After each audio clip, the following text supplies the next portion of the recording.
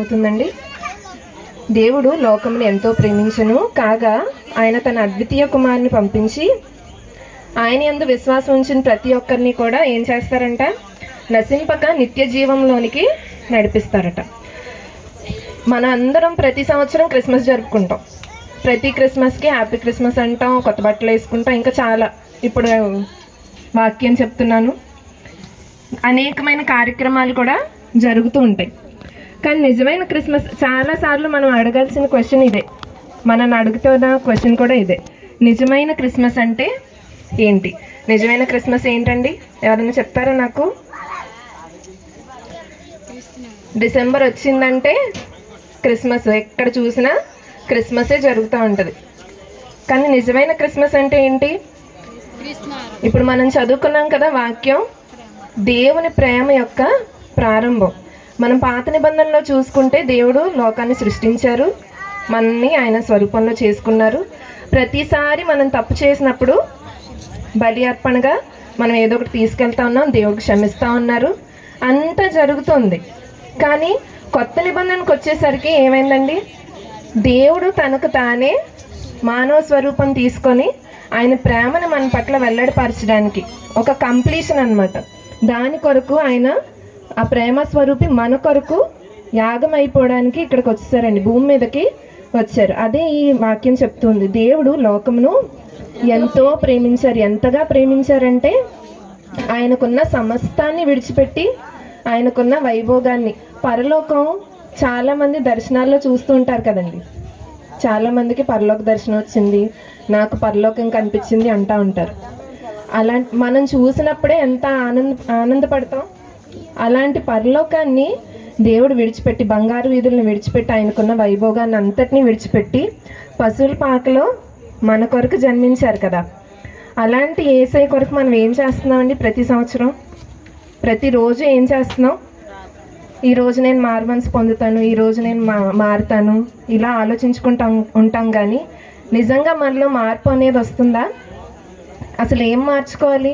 అంతటి దేవుడు గొప్పవాడు, దేవుడు అని మనం ఎప్పుడు తిరుగుతూ ఉంటాం, సువార్త చేస్తూ ఉంటాం. కానీ నిజమైన దేవుడు ఎవరండి?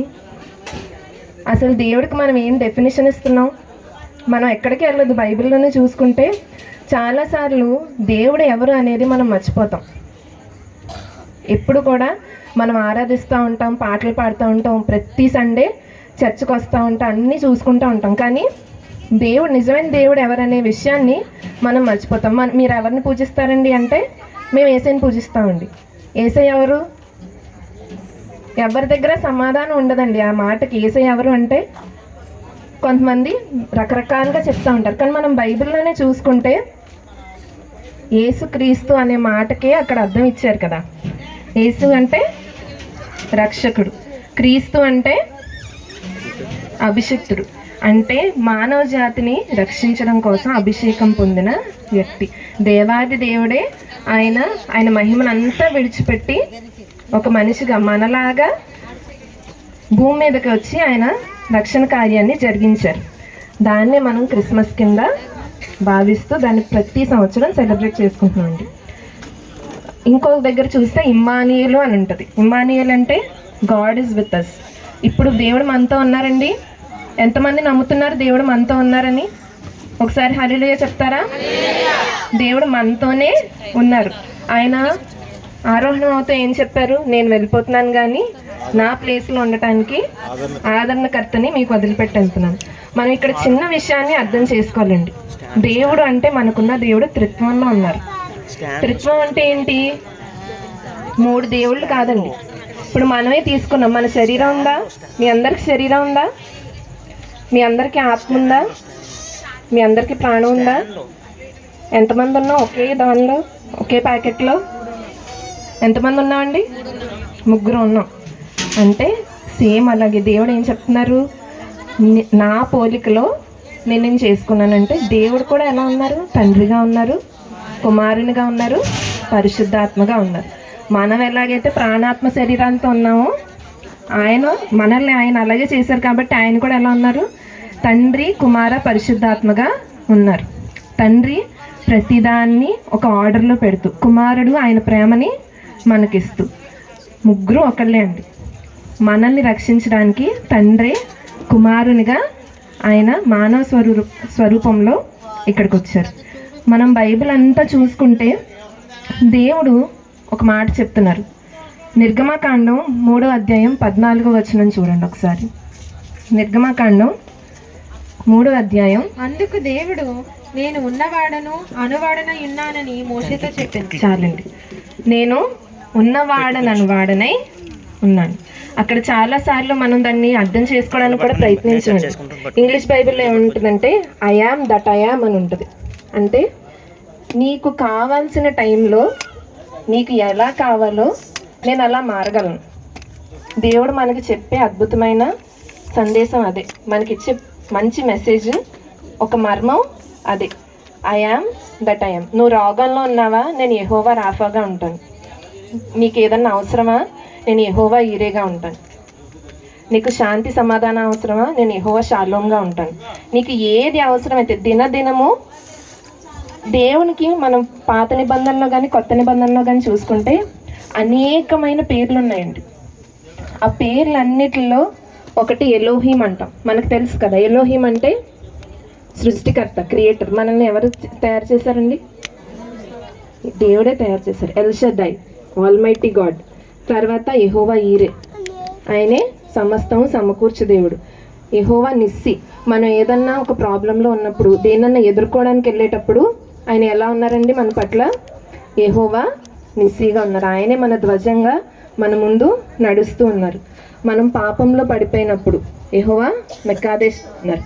ఆయన ఏం చేస్తున్నారు? మన ప్రతి పాపం నుంచి మనల్ని విడిపించి మనల్ని ఒక నూతన సృష్టిగా ఆయన చేస్తున్నారు. యెహోవా రాఫాగా మనల్ని స్వస్థపరుస్తున్నారు. యెహోవా షాలోమ్గా మనకి శాంతి సమాధానాన్ని ఆయన దయచేస్తున్నారు. ఇలాగా దేవుడు ఏమంటున్నారు? నేను ఉన్నవాడనని వాడినై ఉన్నాను. అంటే నీకు ఎలాంటి పరిస్థితి ఉన్నా, నువ్వు ఎలా ఉన్నా కూడా, నువ్వు నా దగ్గరికి వచ్చినప్పుడు నీ పరిస్థితిని బట్టి, నీ స్థితిని బట్టి నేను దేవుడిని కదా, నేను ఇలాగే ఉంటాను, నువ్వు ఇది చెయ్యాలన్నట్లేదండి. దేవుడు ఏం చేశారు? మన పాపం నుంచి మనల్ని బయటపడేయడానికి, మన చుట్టూ ఉన్న చీకటి కదా, మన చుట్టూ ఉన్న చీకటి నుంచి మనకి ఆయనే వెలుగుగా ఈ లోకానికి వచ్చారు. అందుకే కదా మనం ఇప్పుడు క్రిస్మస్ అది చేసుకుంటున్నాం. లేకపోతే మన పరిస్థితి ఏంటండి? ఈ రోజు కానీ క్రిస్మస్ లేకపోయి ఉంటే, ఈరోజు దేవుడు కానీ మన కొరకు యేసయ్యగా ఈ భూమి మీదకి వచ్చి ఉండకపోతే, మన పాపంలోనే, ఆ చీకటిలోనే, ఆ మరణంలోనే మనం ఇంకా కొట్టుకుంటూ ఉండేవాళ్ళం. ఇంత విడుదల, మనకు ఒక నిరీక్షణ, ఒక హోప్ ఎందుకు వచ్చింది? దేవుడు ఆయన మానవ స్వరూపం ఎత్తి మన కొరకు చాలా తగ్గించుకొని వచ్చారు కాబట్టి ఇదంతా జరుగుతుందండి. దేవుడు మనకేం చెప్తున్నారు? ఆయన జీవాహారము నేనే అంటున్నారు. ఇలా చాలా చూసుకుంటే యేసయ్య గురించి ఆయన కూడా చెప్పుకున్నారు చాలా మాటలు. యోహాను సువార్త చదివినప్పుడు అనేకమైన మాటలు మనకి తెలుస్తుంటాయి. హల్లెలూయా. యోహాను సువార్త అంతా ఒకసారి మీరు చదివి చూడండి. మనం ఈ దేవుడికి ఇచ్చిన పేర్లు చాలానే ఉన్నాయి, ఇప్పుడు చెప్పాను కదా.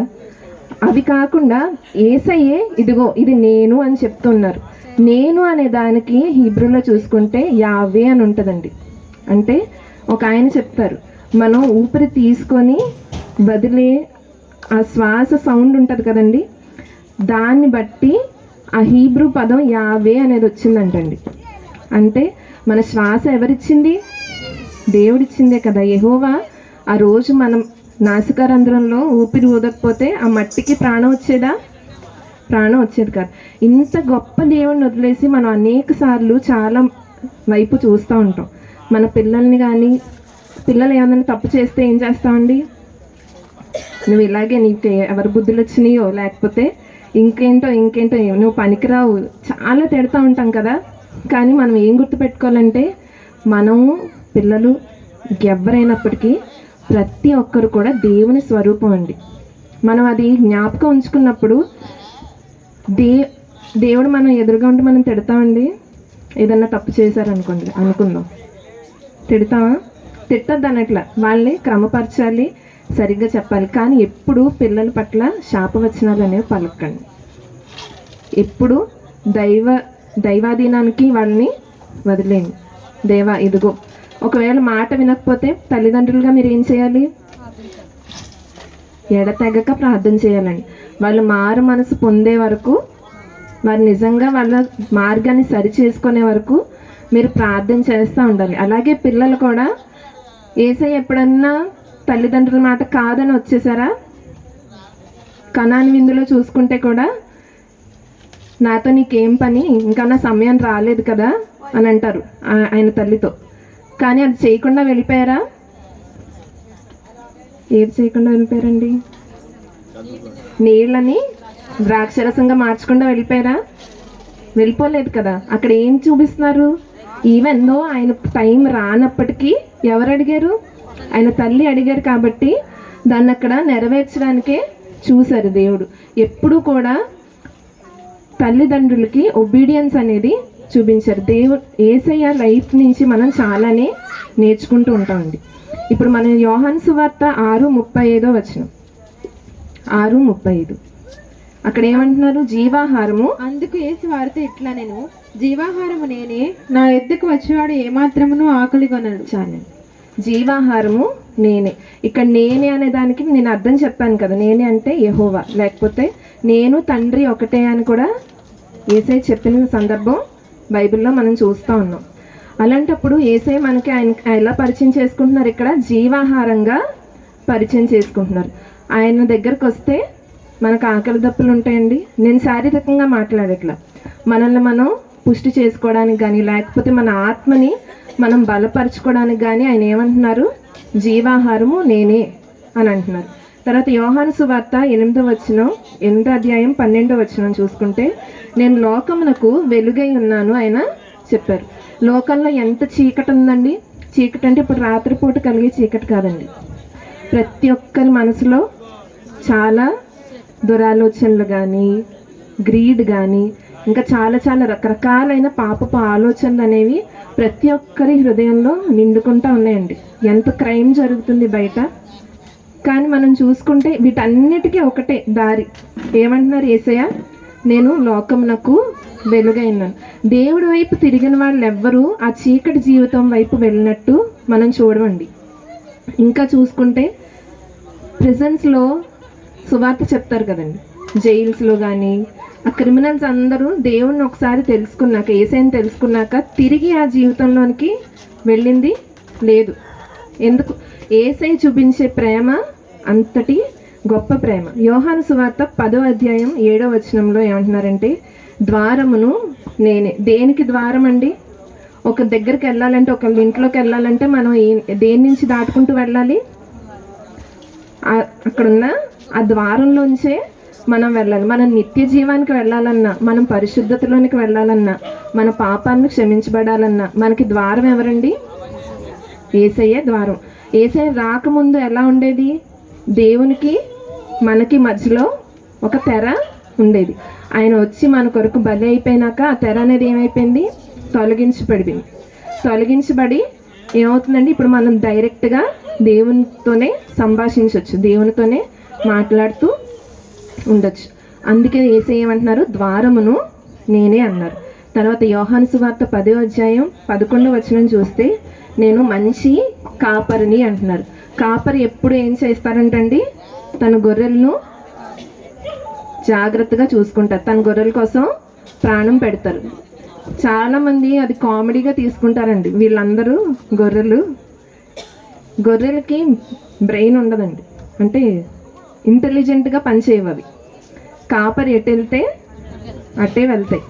మనకి తెలివితేటలు ఉన్నాయండి, మనం తెలివైన వాళ్ళమని మనం అనుకుంటాం. కానీ ఎప్పుడు కూడా మన ఎమోషన్స్ మీద బేస్ అయ్యి, లేకపోతే మనకి ఇప్పుడు ఇది చెయ్యాలి అనుకుంటున్నాం అంటే మనకి ఎవ్వరూ అడ్డు లేరు అనుకోండి, అది చేయడానికి వెనకాడతామా? చేసేస్తామా? ఒక తప్పు చేయాలి, లేకపోతే ఒక దొంగతనం చేయాలి అని ఎవరన్నా అనుకుంటున్నారు, వెనకాల తల్లిదండ్రుల భయం లేదు, దేవుడి భయం లేదు అనుకోండి, ఏం చేస్తారు వాళ్ళు? ఆ దొంగతనం ఖచ్చితంగా చేస్తారు. ఒక కాపరి ఉంటే ఆ గొర్రె దారి తప్పిపోదు. దేవుడు యేసయ్య ఏమంటున్నారు? నేను మంచి కాపరిని, గొర్రెల కొరకు నా ప్రాణమే పెడుతున్నాను. అంత మంచి కాపరి ఉంటే గొర్రెలు దారి తప్పిపోతాయండి? మనల్ని నడిపించేది ఎవరు? యేసయ్య. మనల్ని నడిపించేది ఎప్పుడు యేసయ్యయే ఉండాలి.